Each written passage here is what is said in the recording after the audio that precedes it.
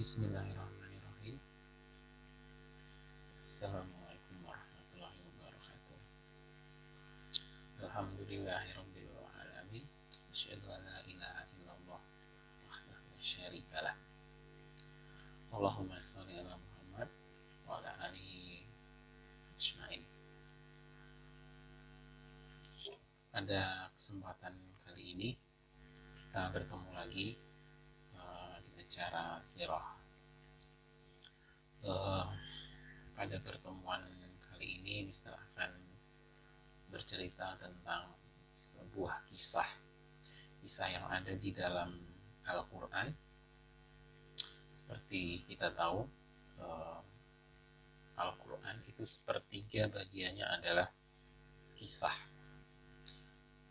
Sepertiga ini porsinya tidak sedikit, banyak. Tentu ada hikmah mengapa kok Allah menjadikan Al-Quran itu sepertiga bagiannya adalah kisah atau cerita peristiwa-peristiwa yang sudah pernah terjadi sebelum Al-Quran itu diturunkan kepada Nabi Muhammad. Banyak sekali kisah-kisah yang terdapat dalam Al-Quran. Nanti kita akan mengelompokkannya menjadi beberapa bagian. Nah, Allah menghendaki dengan sepertiga kisah di Al-Quran ini itu sebagai pelajaran bagi kita semua. Karena apa? Karena dalam kisah itu terdapat hikmah. Kalau ahli sejarah bilang itu sejarah itu selalu berulang, ya, hanya beda waktu dan tempat beserta orang-orangnya saja, tetapi peristiwanya akan selalu berulang, sehingga dengan kisah atau sejarah itu kita bisa mengambil pelajaran, mengambil hikmahnya, dan juga mengambil solusi dari peristiwa yang kita alami. Oke. Nah, pada kali ini Mr. Santo akan bercerita tentang kisah Ashabul Ukhdud, sebuah kisah yang terdapat di awal surat Al-Buruj. Al-Buruj itu salah satu surat yang berada pada juz amma atau juz yang terakhir, juz ke-30. Kalau kalian sering ke masjid untuk sholat maghrib, isya atau subuh, pasti beberapa kali kalian pernah mendengar imam membaca surat Al-Buruj, karena termasuk surat yang sering dibacakan oleh imam ketika sholat maghrib, isya ataupun subuh. Nah, sebelum kita masuk ke kisah Ashabul Ukhdud atau kisah pembuat parit, nah, kita beralih ke sirah Nabi ketika perang Ahzab. Grade 6 dulu, sebelum kita belajar dari rumah, di pertemuan terakhir tatap muka kita di acara sirah, kita sudah membahas tentang salah satu perang yang dialami Nabi Muhammad beserta sahabatnya, yaitu perang Ahzab atau perang Khandaq, ya, dimana ada kesamaan nanti dengan kisah Ashabul Ukhdud. Persamaannya itu adalah tentang parit. Ini membahas tentang parit, tetapi juga ada bedanya. Bedanya apa? Kalau nanti di perang Ahzab ini atau perang Khandaq, ya, perang Ahzab atau perang Khandaq, parit ini yang membuat Nabi dan sahabat-sahabatnya untuk menghadang musuh yang hendak menyerang.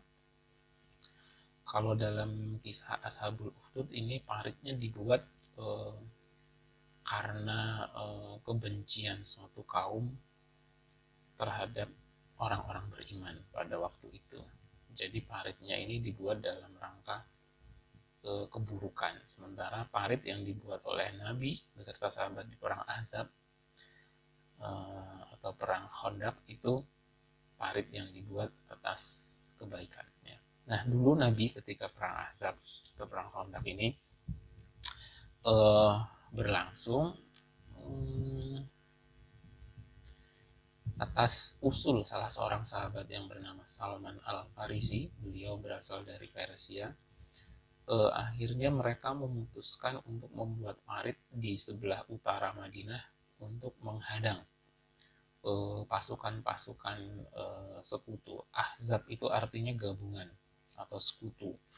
Mengapa disebut gabungan? Karena jumlah mereka banyak sekali dan terdiri dari beberapa kelompok, yaitu orang-orang kafir Quraisy Mekah bergabung dengan Yahudi, orang-orang Yahudi.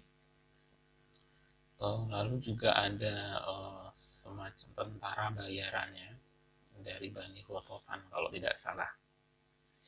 Dan mereka mengumpulkan semua tentara atau sumber daya yang kira-kira bisa diajak bergabung untuk menyerbu Madinah, menyerbu Muhammad beserta sahabatnya, sesuatu yang belum pernah mereka lakukan sebelumnya.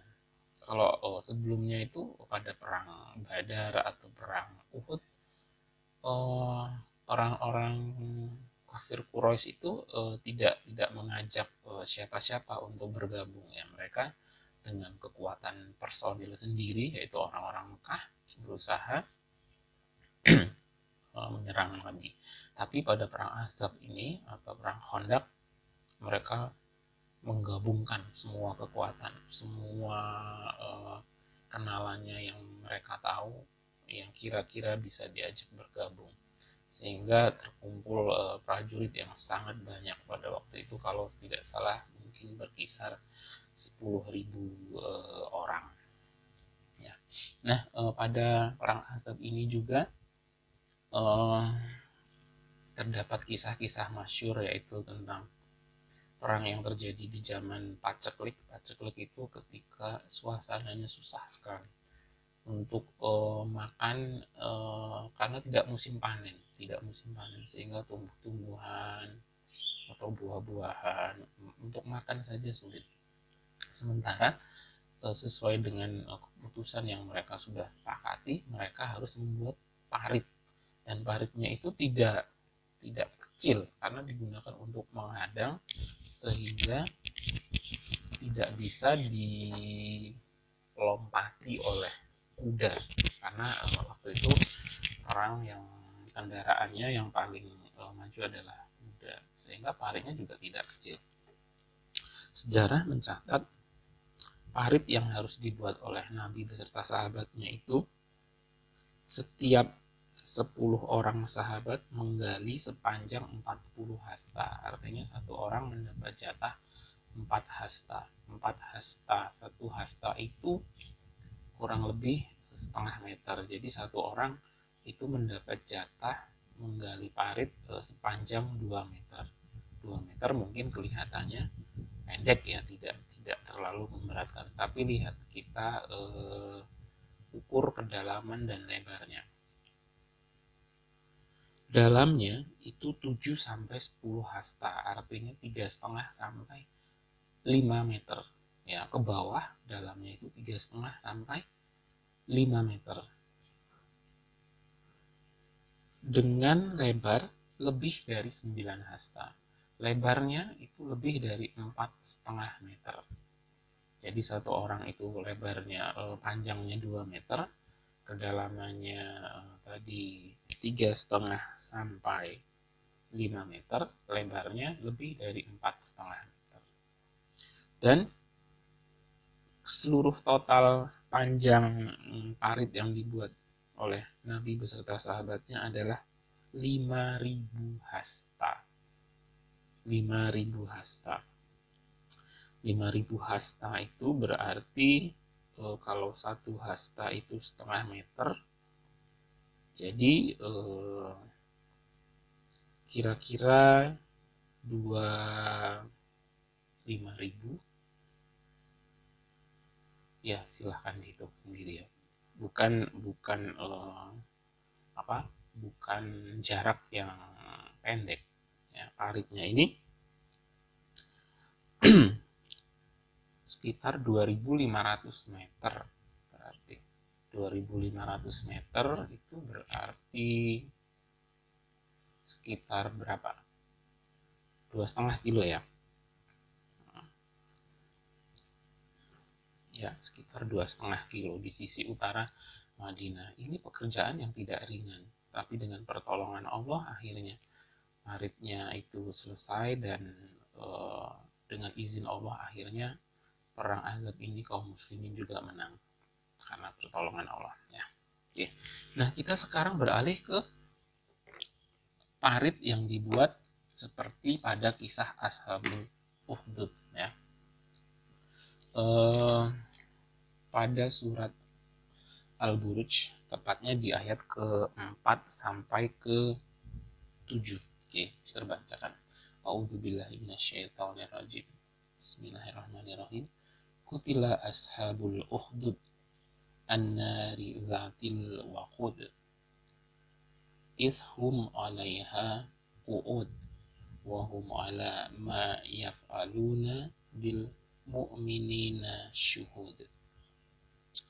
Binasalah dan terlaknatlah orang-orang yang membuat parit yang berapi dinyalakan dengan kayu bakar ketika mereka duduk di sekitarnya sedang mereka menyaksikan apa yang mereka perbuat terhadap orang-orang yang beriman.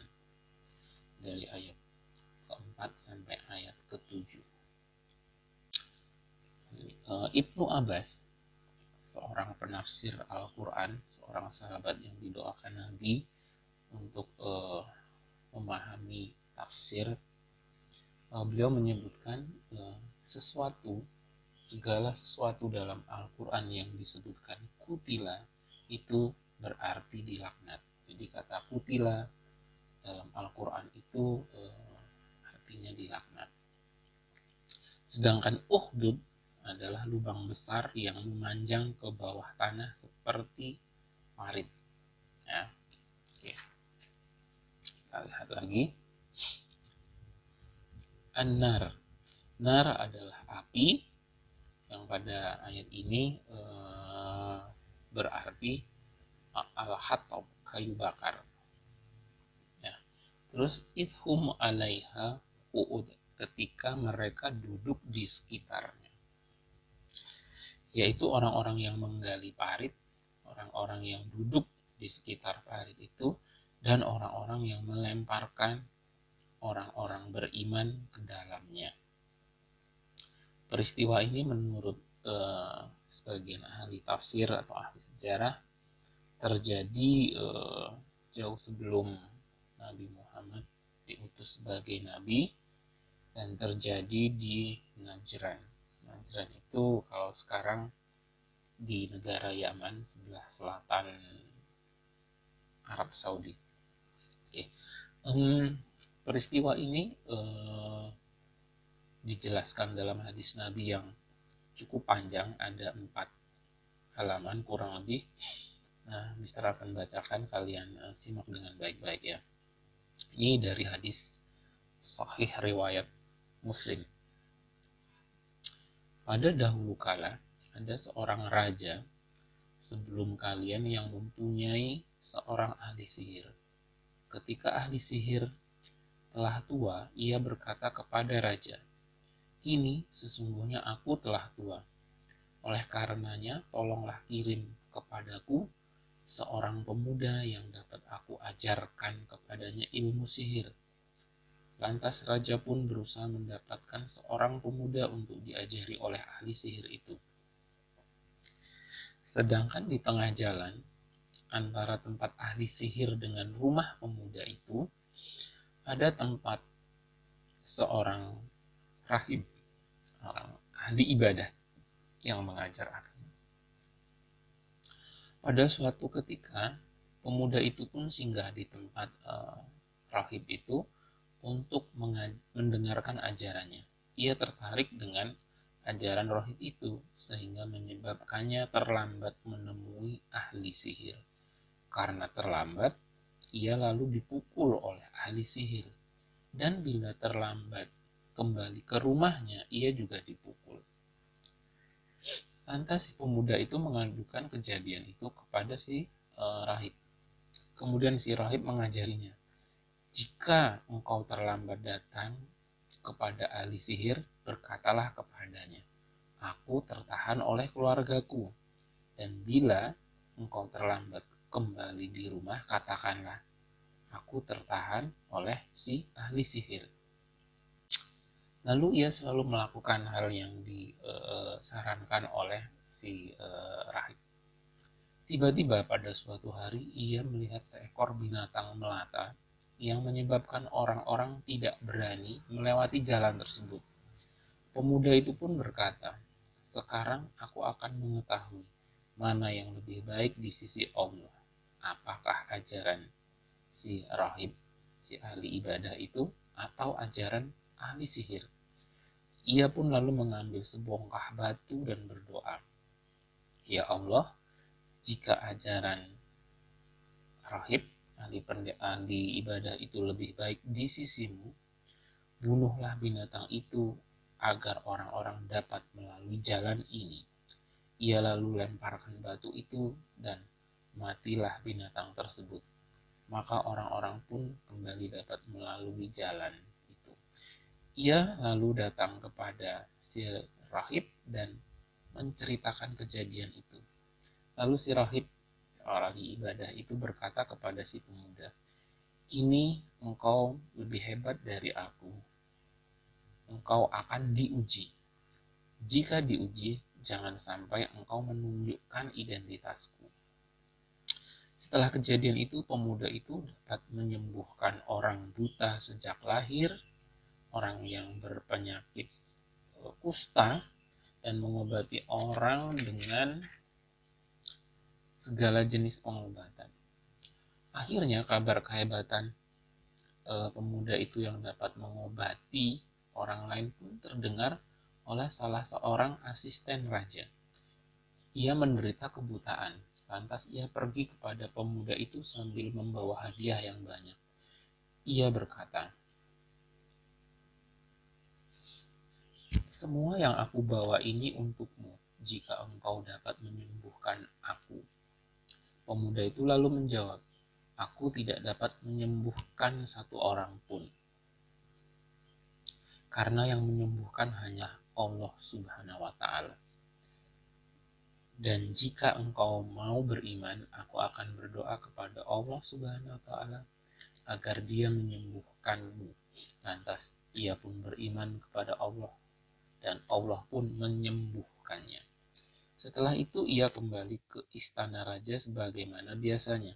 Saat itu ia ditanya oleh raja, siapa yang bisa menyembuhkan sakit butamu? Ia menjawab, Tuhanku. Lalu si raja bertanya, apakah engkau mempunyai Tuhan selain aku? Jadi rajanya ini sangat sombong.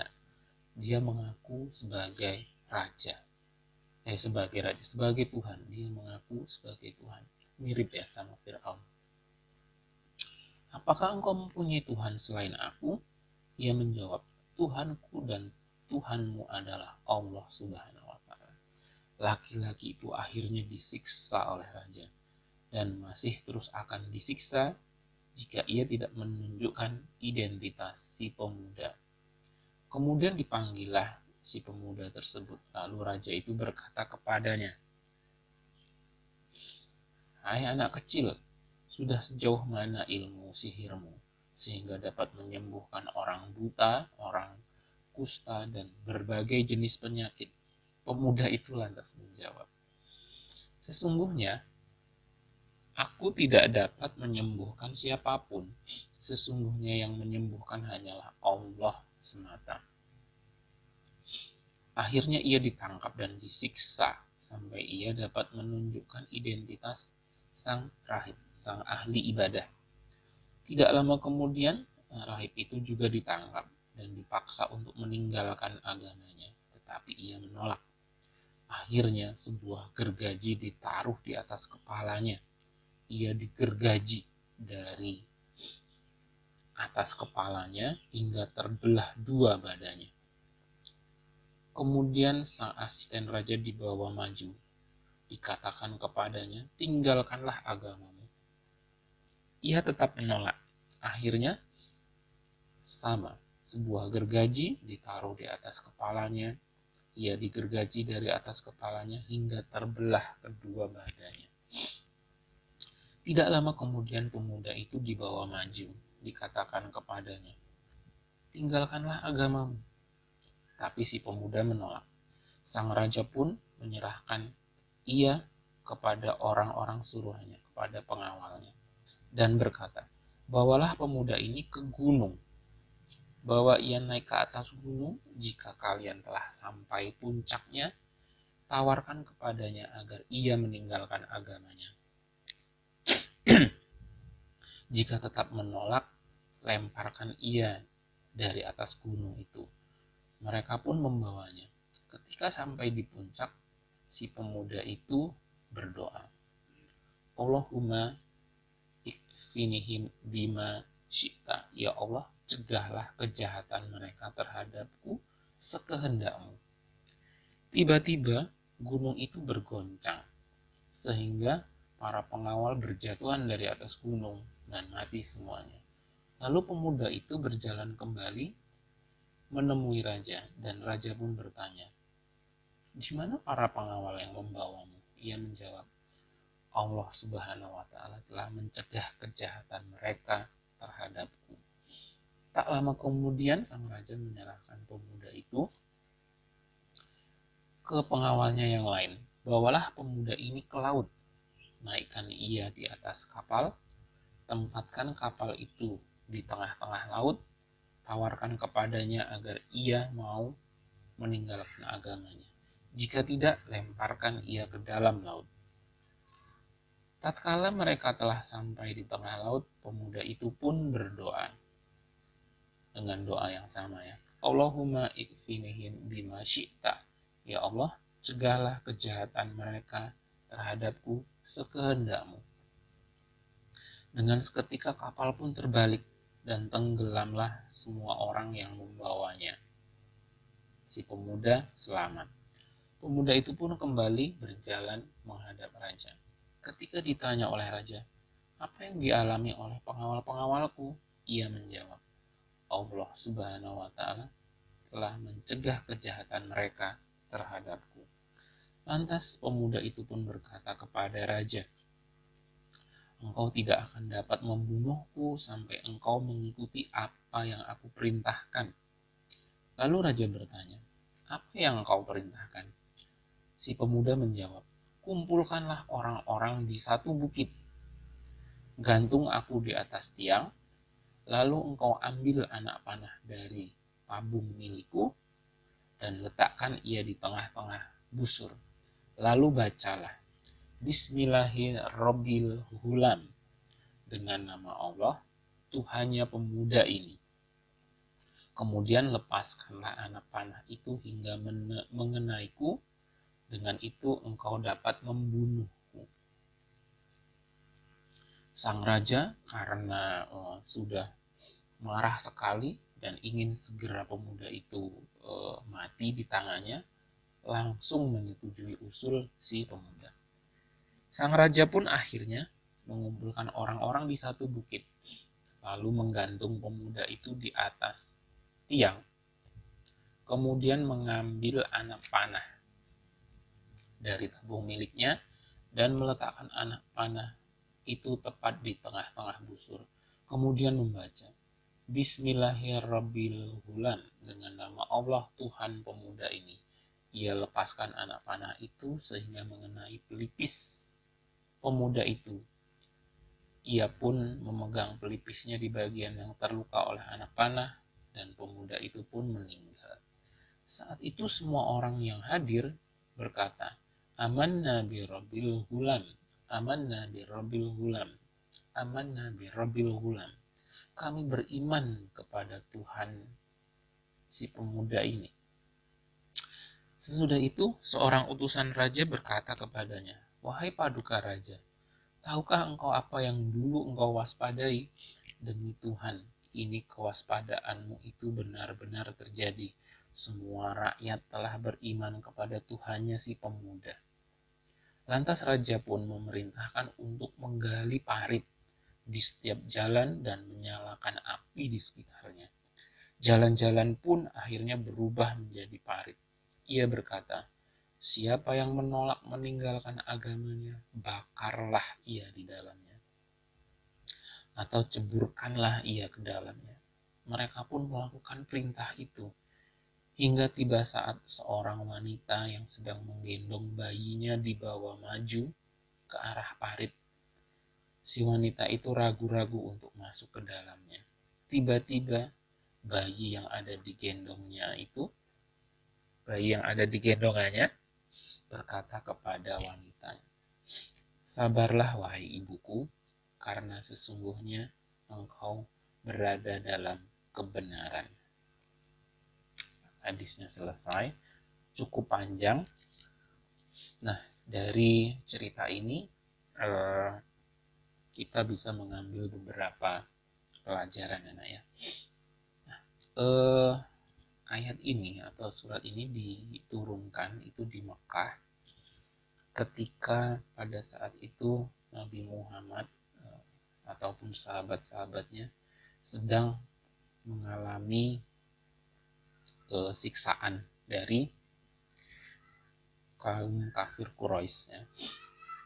Karena keimanan mereka, karena mereka memutuskan mengikuti Nabi Muhammad dan memeluk agama Islam, mereka mendapatkan perlawanan yang sangat menyakitkan.